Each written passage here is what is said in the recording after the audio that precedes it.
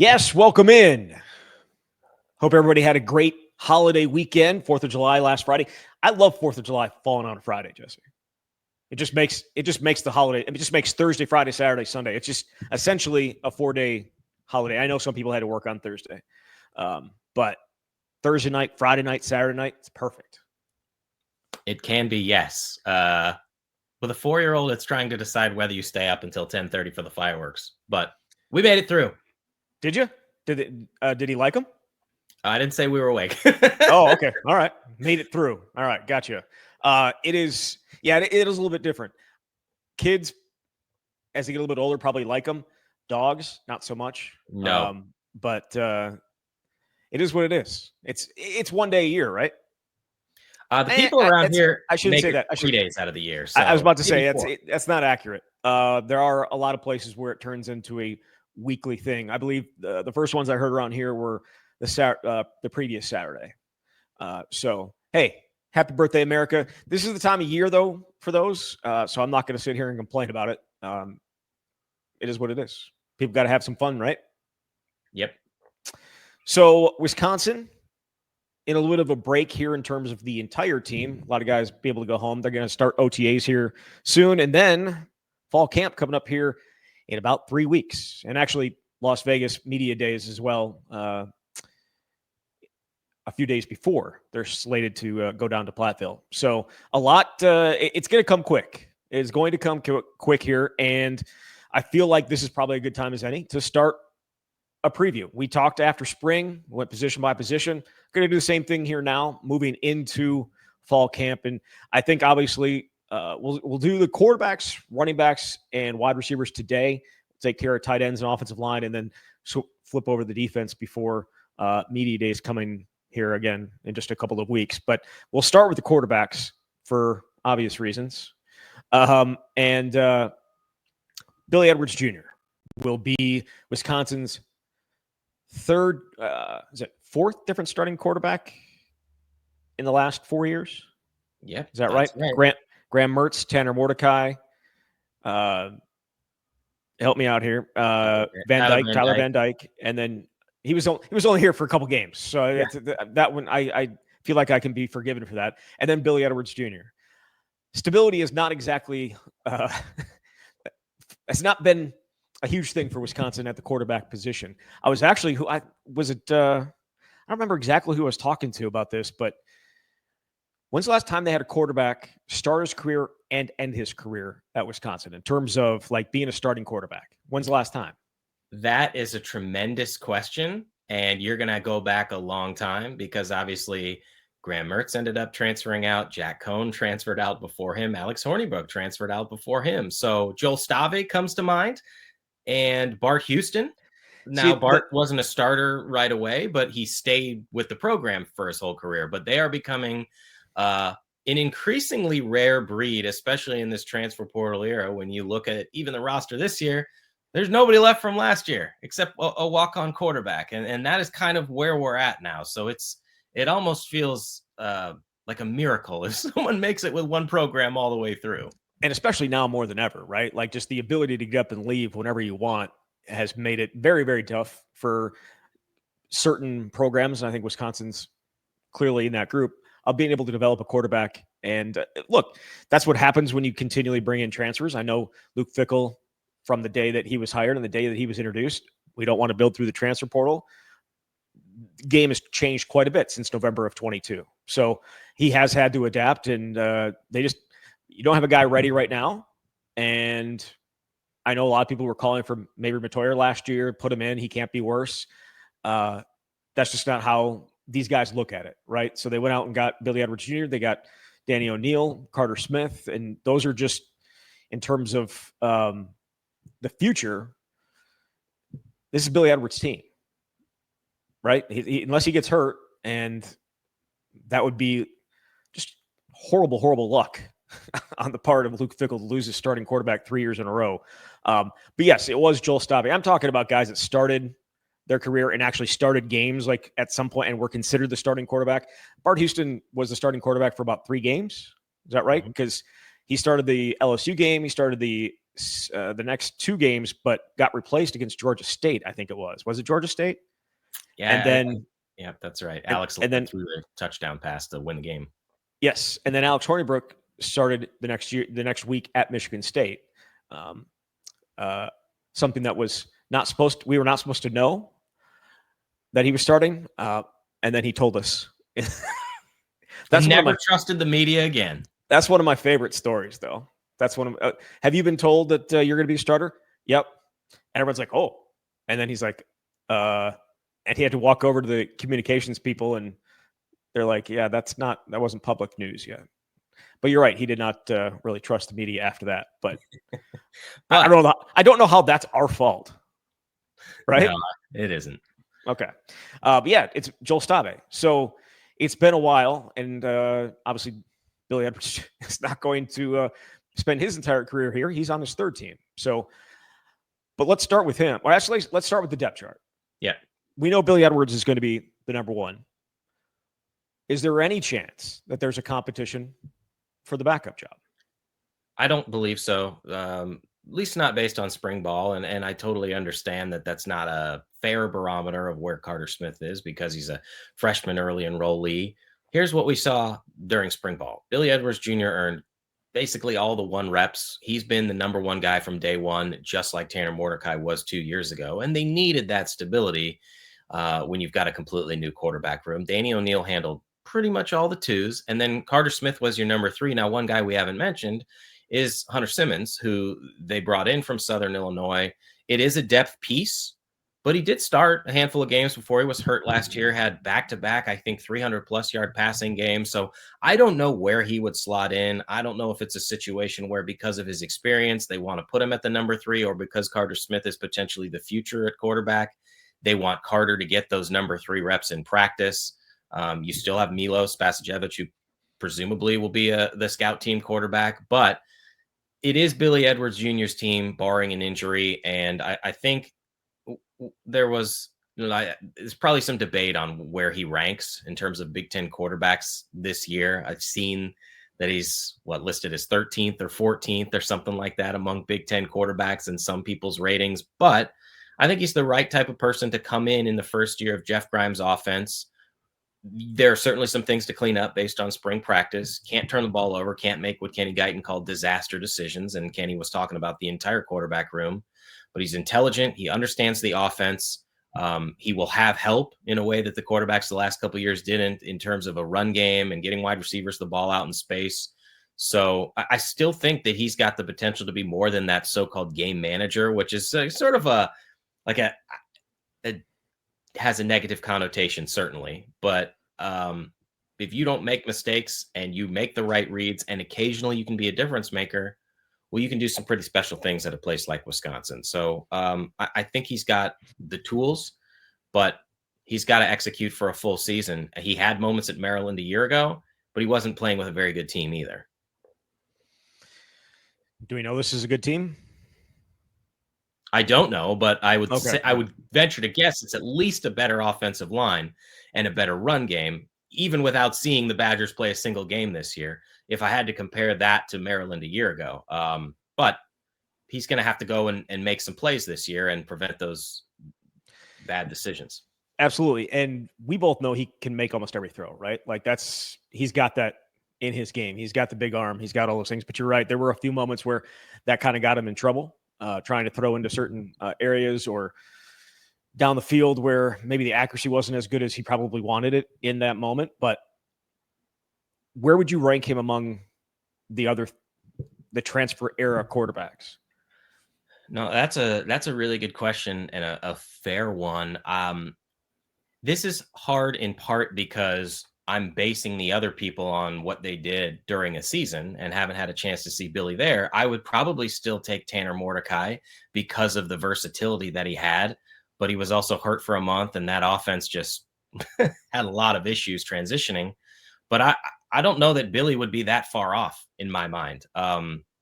It's not like he is a complete statue back there either. I don't expect him obviously to run for 100 yards in a given game, but I'd put him ahead of Tyler Van Dyke. I There are a lot of qualities that I like about Billy, and I think he can do some good things in this kind of an offense. So, I mean, I think you're totally right with Tanner being the number one for sure of these three guys. And if he hadn't gotten hurt, I think we obviously look at that season and that offense probably a little bit different. But losing center when he came back because his hand was still messed up, so like they couldn't do some of the stuff that they wanted to do around the goal line they couldn't do, and it's a tough. I mean, he couldn't even clap, right? Like to get the snap, that was how badly his hand was back, or excuse me, how bad his hand was even when he came back. So he was a warrior for them. And if he had been healthy, I think the offense would have looked different. Maybe the season looks different. Last year, we just didn't get to see enough Tyler Van Dyke, right? Like he certainly did not set the world on fire in those first two games, but he was 5 for 5 against Alabama for 14 yards, I believe. So there was that. I put Billy Edwards ahead of him, but I feel like Tyler was more accomplished than Billy at this point in his career. Oh, of course. Tyler had been, a 3-year starter off and on. I know that he had lost his starting role. Billy started his career at Wake Forest. He started the bowl game for Maryland 2 years ago and then was your full-time starter a year ago. And so if you're just basing it on total games started, certainly Tyler had more experience. But to get a quarterback who has a full year under his belt as a Big Ten starter in the transfer portal is a big deal. And that's why obviously Wisconsin decided that he was going to be their guy. So again, there's a lot to like about him. And I also don't think it felt to me like the offense under Phil Longo was set up for, it was exciting. The thought of these deep shots, and they almost never materialized. We did see a handful of them this spring, but I don't think that this offense is predicated on hitting that bomb. You don't have to. If you can just put yourself in a better spot so it's not 3rd and 12 and the defense is just teeing off on you. I can't even begin to remember how many times that felt like that happened because they just were a mess offensively. So if you can be in a 3rd and 4 and at least put the defense in a spot where they don't know what's coming, you can connect on some intermediate throws. Like you can just throw an 8-yard slant or a 12-yard pass. And I think he can thrive running an offense like that. So you said you don't think they need the big play in the passing game? Oh, it's still important, but it just felt like the last offense was more predicated on making that happen when it almost never happened, it felt like. Which is funny, though, because I feel like we had some criticisms of them of just being a dink and dunk passing offense, right? Yeah, I mean, I remember the first game with Braylon Allen where they threw the ball to him 27 times for 24 yards or something like that. I'm exaggerating, obviously, but it was like, let's get the ball to our what was he, 250-pound back? Whatever. 240? Yeah. I don't know. I know I've said this before. This offense just feels like it's set up for the possibility of more success at Wisconsin. The point I'm making here, though, is like you don't necessarily need a bunch of home runs. Yeah, that would be great for this offense. I just think they'll be in a better spot in different down and distance situations to take advantage of the strengths that Billy has. Yeah, in more advantageous positions, right? Right. As opposed to being in 3rd and long all the time. If you're getting 4 yards, 5 yards on first down, you're certainly helping yourself out. And I know you're not saying you don't need the big play, but it's just so hard to have 12, 13, 14 play drives. You need big plays, whether it's in the passing game or in the run game. You need them to be a part of that offense. And certainly there wasn't enough of that last year. We'll see. There were times, right? Vinny Anthony against USC. There were some times where they were able to hit on some big plays. Really in that stretch, Purdue and Rutgers, and those were the games where they really it really stood out. But it's not enough of them. So when I sent you this rundown, I wanted to do depth chart, wanted to do most important player, breakout candidate, that type of stuff. With quarterback, I think we've pretty much gone over everything here. But yeah, Billy Edwards is the most important person.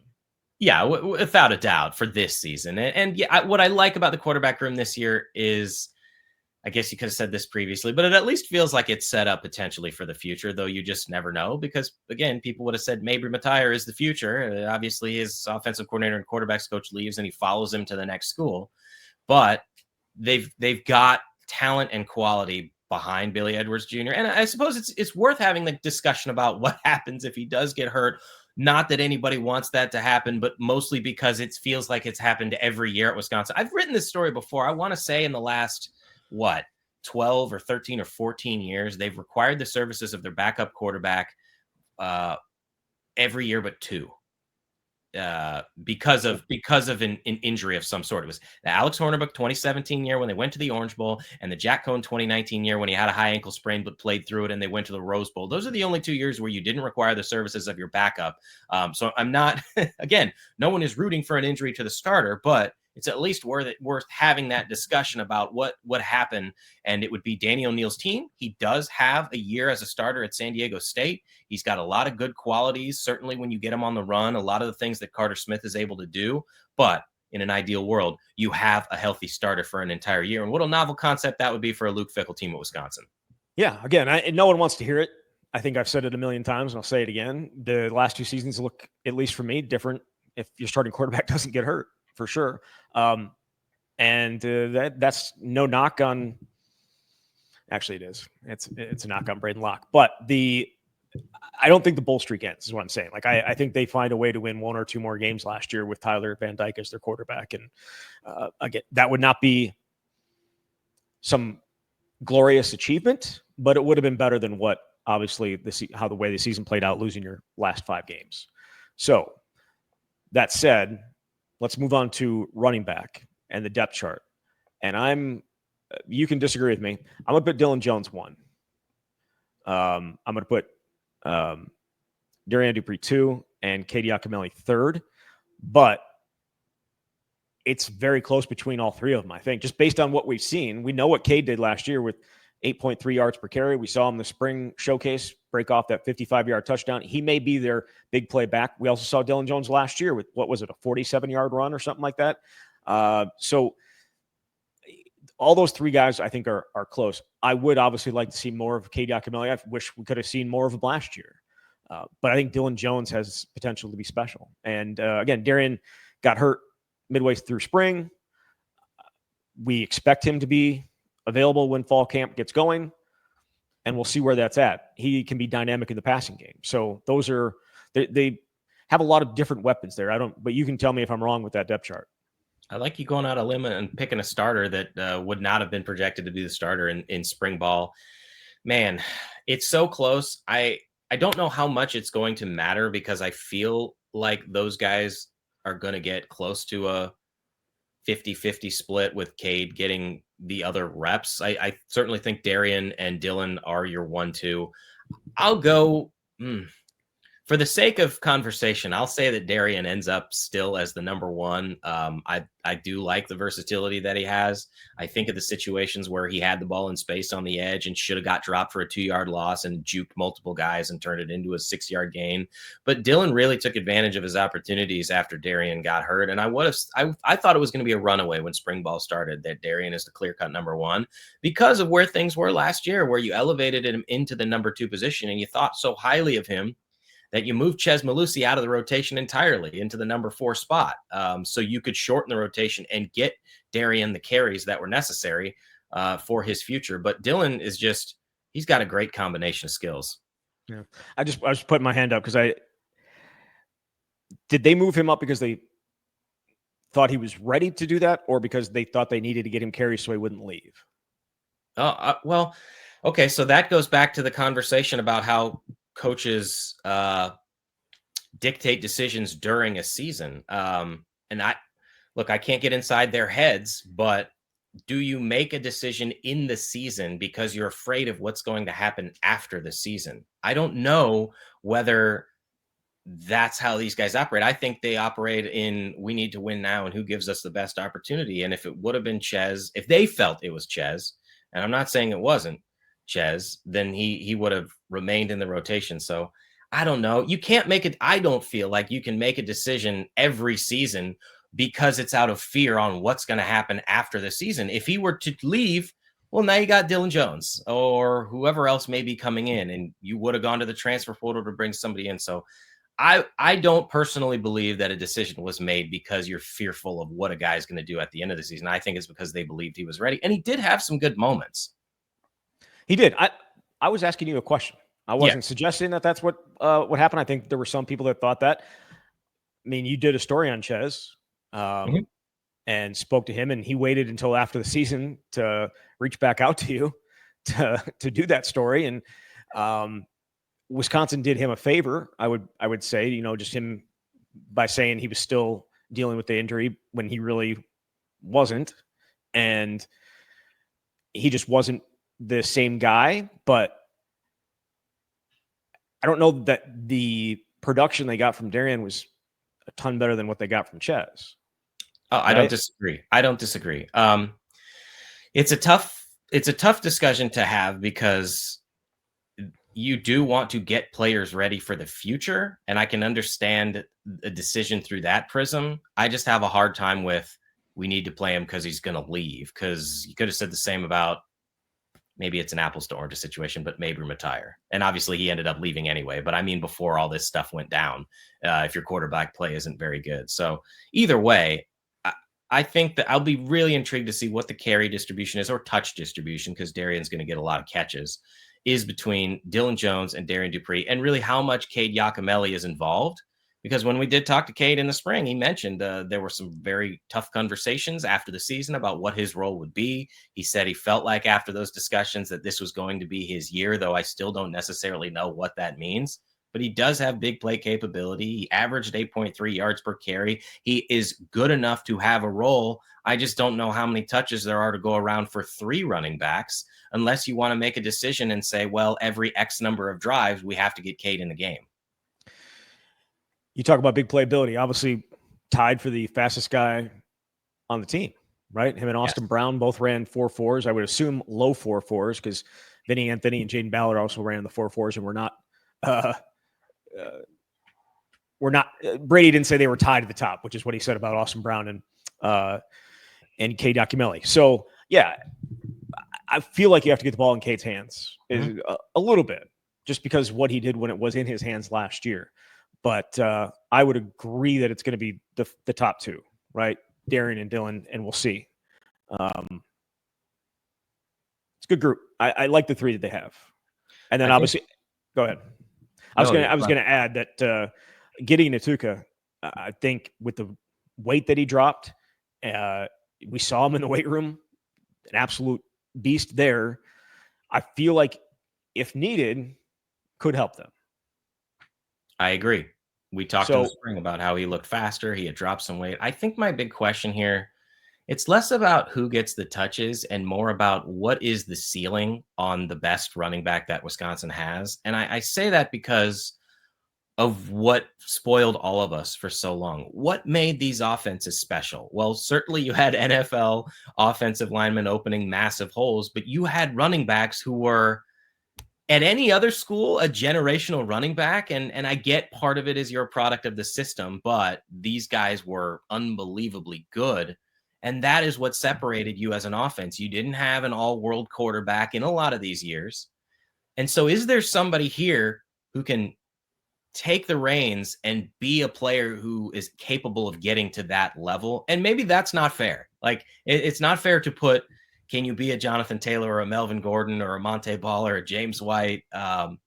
But they did have one of those, it felt like, every year for such a long time. And that's why the offense was so special. So they obviously feel very good about Jones and Dupree. But I'm more interested in that, is what is the ceiling for the best running backs that Wisconsin has? Because that is what's going to ultimately, to me, make this a really special offense at some point. So that would be your biggest question. Yes. Okay. I think it's less about who's the starter, because even if you're the number 2, you're getting a bunch of carries. Right.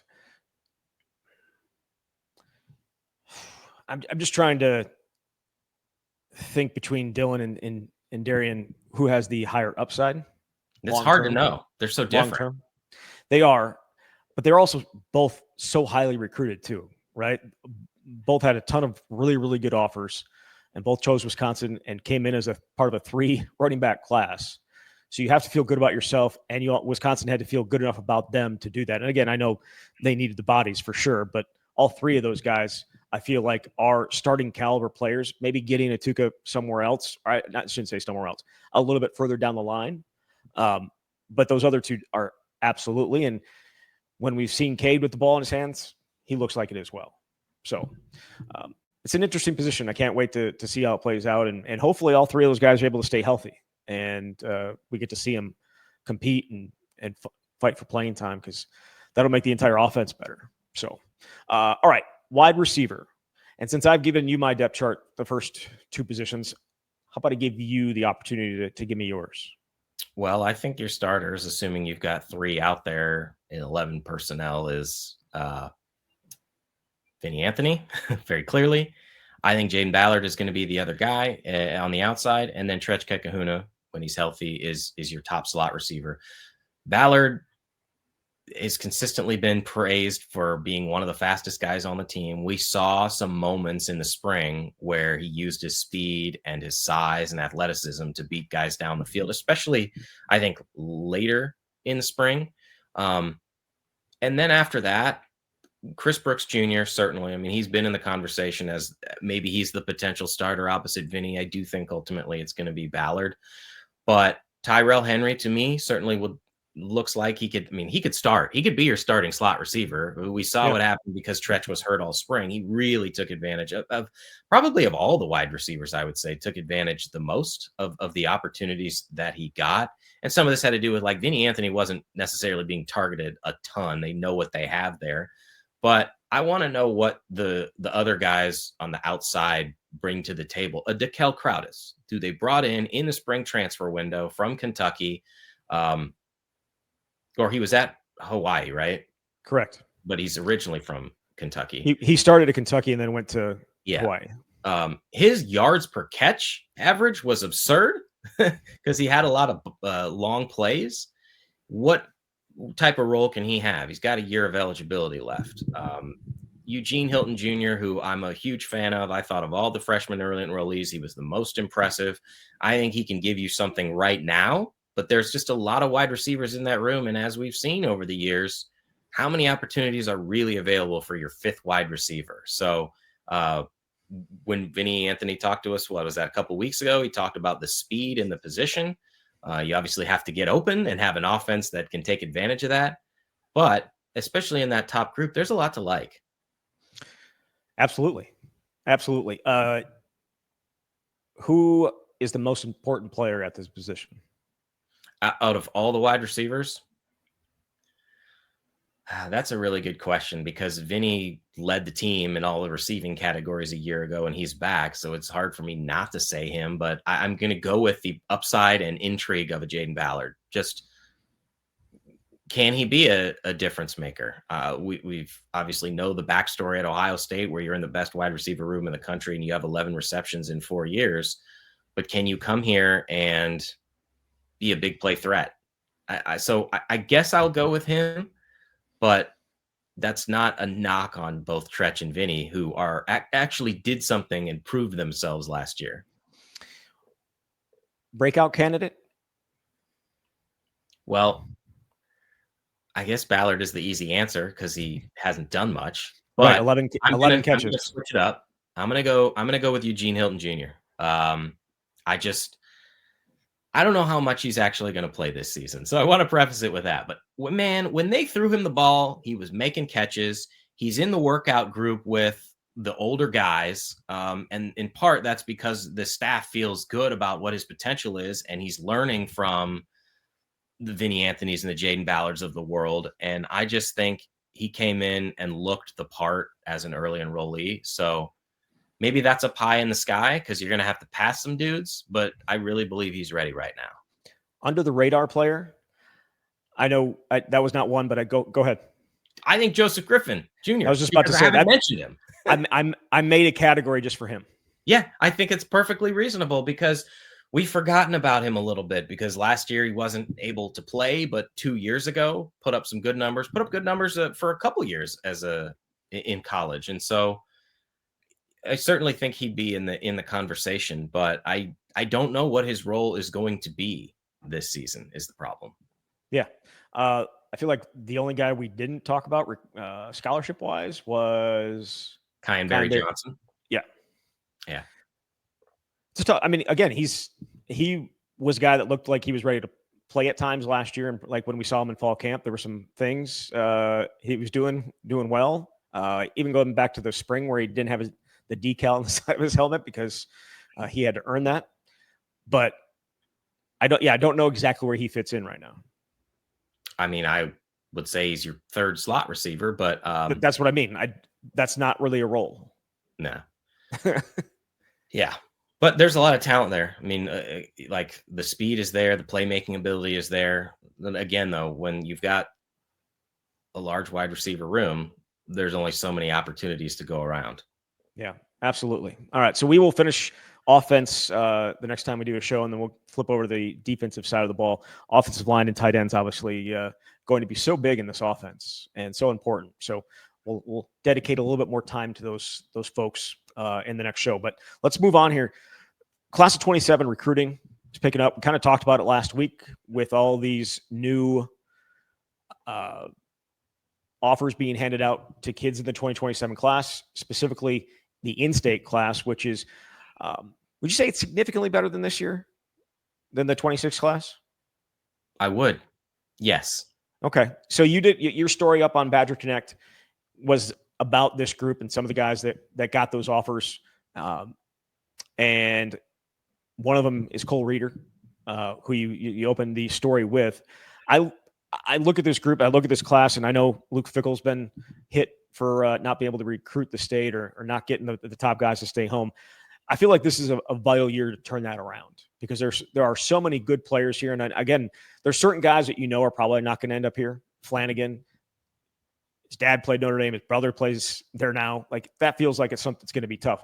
But all these other guys, you just look at them and got to go hard, and you got to land a couple of them because then the narrative kind of switches a little bit. Yeah, there are a lot of elements to this, but why I think this class is so fascinating is, to me, this serves as a litmus test for Luke Fickell and his staff and the ability to recruit in the state. This staff has taken a lot of hits for the guys that have not ended up going to Wisconsin from the state. It is worth noting that the 2024 and 2025 classes, the first two full recruiting cycles that Luke had here and his staff at Wisconsin, they're top 30 classes. But a lot of that was built on the strength of getting four-star guys from out of the state. Yes, they signed 8 in-state players in those two classes. And that's worth noting because it's not like they've abandoned the in-state recruiting, but the narrative here is all 7 24/7 Sports composite 4-star prospects from the state in those two classes did not go to Wisconsin. There are a variety of reasons for that. Some guys Wisconsin didn't actively pursue when this new staff took over. Some guys they slow played in recruiting. I think of a Garrett Sexton. He looked a lot better later, and you weren't going to get him because you took so long. Some guys had legacies like Flanagan going to Notre Dame, or Trey Poteet, whose dad was a coach here and didn't end up sticking around. So now he's at Tennessee. There's a number of different reasons, but that is part of the story, especially when for so many years you got all the top level guys. The 2026 class that you referenced, Zach, I don't think is particularly strong. Gavin Meyer was the top-rated player from the state. He's a 3-star offensive lineman, ended up with a Wisconsin offer, but committed to Minnesota. The Badgers did get Ben Wenzel, who's a linebacker. But in 2027, Wisconsin has already offered, before these guys start their junior seasons, 6 players. And there's a 7th. So the Mallinger brothers are offensive linemen. One has a Wisconsin offer. One only has offers from a couple other Big Ten teams, but he was basically hurt for most of his sophomore year. And I'm sure Wisconsin at some point will end up offering him. There's not a lot of years where that many guys this early have Wisconsin offers.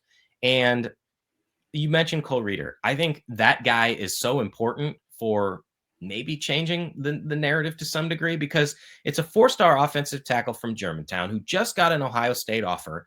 He has been, I talked to him, he's been to Wisconsin as a recruit 10 times. He came twice last year for camps when you're trying to earn an offer. The second camp, he got an offer.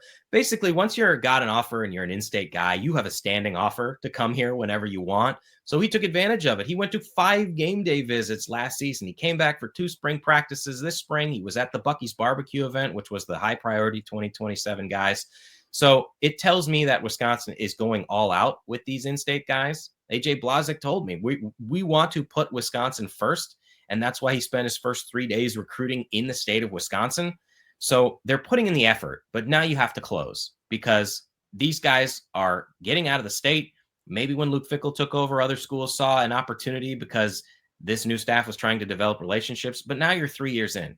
And now, like with an offensive line coach in AJ Blazik, you've finally been here for more than 1 year. And there are a lot of talented offensive linemen. Ethan McIntosh, Chris McIntosh's son, is another one who just got an offer. He goes to Verona. So Kors Loken is a top 10 tight end in the country.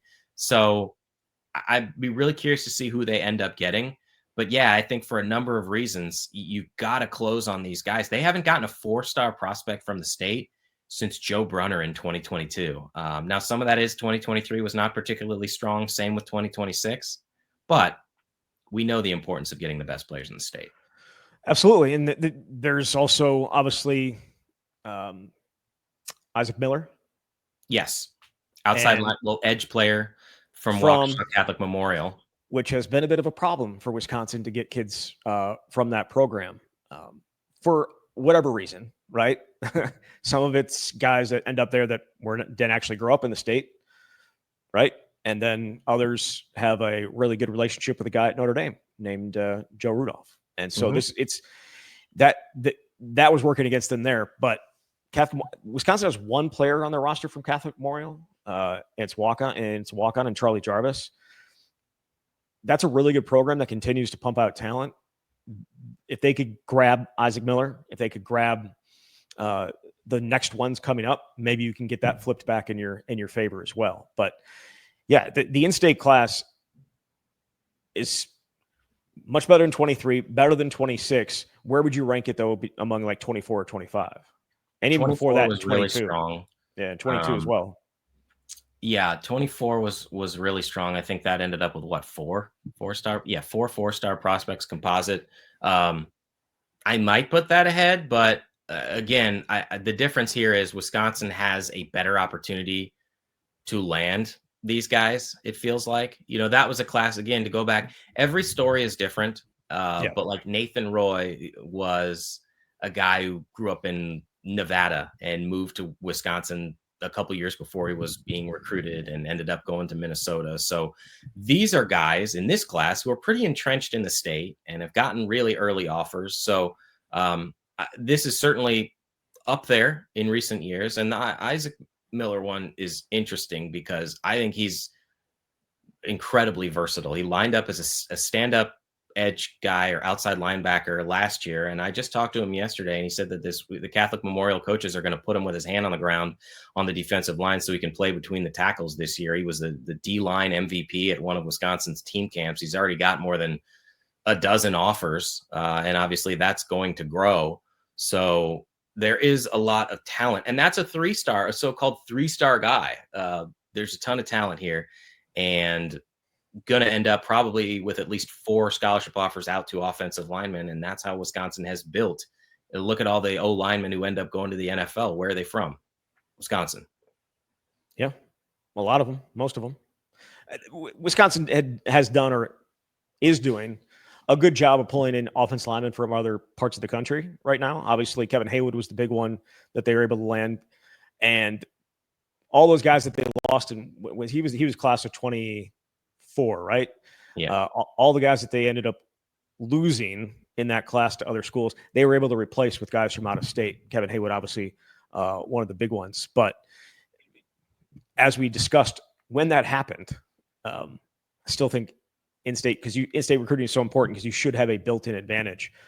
Just those guys growing up here, usually, or it had been for a long time, seeing talented teams, seeing really good teams win a lot of football games, and that right now hasn't been happening. But of those 27 guys, who is the most important? Is it Reeder? It's interesting because I think from a historical perspective, you would say Reeder to get a 4-star offensive tackle. And look, for whatever reason, something changes in the minds when Ohio State comes in and offers an in-state guy. He's the first guy Ohio State has come in and offered from the state in 3 recruiting cycles since that 2024 cycle when you had some pretty top-level prospects. So I think that one feels from a story maybe perspective, but Kors Loken to me, like he's a top 10 tight end in the country. He's 6'5". They line him up out wide and he's like, they put 2 defensive backs on me and it doesn't seem to matter.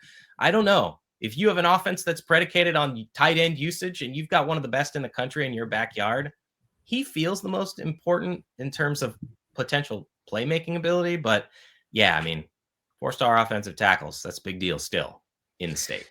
It is.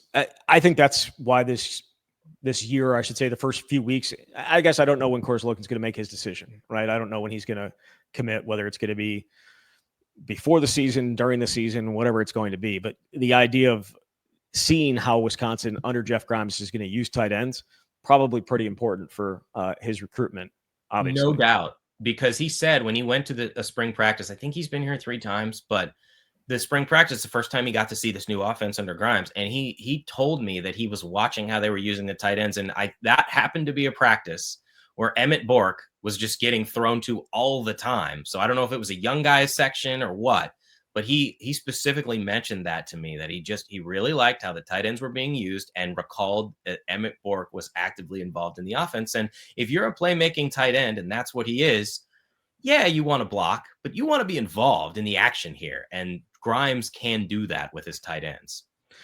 Is there any more of a slam dunk in this class than Ethan McIntosh? I wouldn't think so. Like that just feels like a guarantee at this point. You never know, but yeah, I mean, look, given the family history and what a big deal it is to get an offer from Wisconsin, and you're obviously playing in their backyard at Verona, yeah.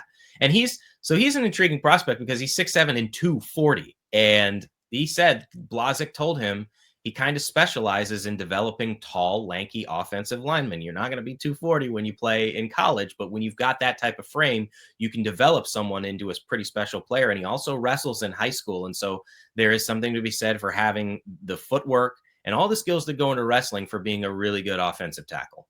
Yeah, it's going to be interesting. It's going to be a big class. And do you think any of the uncertainty around the program and whether it's going up, whether it's going sideways, whether it's going down, impacts this class?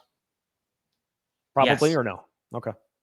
I mean, look, again, every situation is different, but I just think about what Gavin Meyer told me, the top 2026 guy, that he couldn't be. Look, you could say maybe he's parroting things PJ Fleck is saying, whatever. I don't even need to say. I mean, that's exactly what's happening. But both he and his mom talked about the fact that they had to make a decision wondering about what will happen if there's another losing season, and a year from now, what kind of position would you be in? I'm only bringing that up because somebody is actually putting that out there publicly, that was a consideration in the decision-making process. And if you go forward to 2027, yeah, who knows what's going to happen at Wisconsin if they don't have a good season this year and you're going into year 4 under Luke Fickell, unsure of the future. So all these guys, they can say that it's a family-like atmosphere and they fell in love with the university, and that's what everybody tells you should do when you're a recruit. But let's also be honest, you are committing because you develop good relationships with your coaching staff, and if you don't know if they're going to be there, yeah, that's a problem. And I also think back to when Paul Chryst was here before the end, when there was a lot of stability. I talked to so many recruits and their families who talked about, I know in coming here, this is a place where, because you have guys coming back, they played here, they're back here, they want to be a part of it, there is long-term stability. So absolutely, I think that has to be a consideration for every recruit moving forward. PJ Fleck's mentioned in job openings every single year. I am not defending them. You know what I'm saying, though? Like, it's coming from there. That's exactly where it's coming from. Now, I'm not saying they can't think of that on their own. It's obvious, but the talking points are out there, and the talking points are coming from PJ Fleck. I stopped myself from saying what I actually wanted to say right there. So I'm going to tap myself and we'll pat myself on the back for that. It's coming from PJ Fleck. That's just what it is. And again, they have been a better team since in the last 2 years, since Luke Fickell's been here. Minnesota's been better. They split the 2 matchups, but last year Minnesota was better than Wisconsin. We saw that in the final game of the year.